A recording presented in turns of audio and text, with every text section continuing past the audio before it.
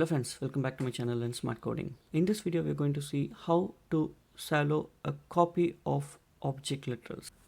On my screen I have a variable defined category and that's of type object, which has three properties: id, name, is active. Now I have a function called object literals. So what I'm trying to do is I'm going to use the spread operator and put it inside the curly bracket. So this will copy that object exactly, but it will not have any reference to it. So this is similar to what we do in the plain JavaScript object.assign. Okay, so now if I try to change id value of this category 1 variable and print it out, you can see both the values are different. Shallow copy will not affect the values that you're changing in different variables. That's what it is.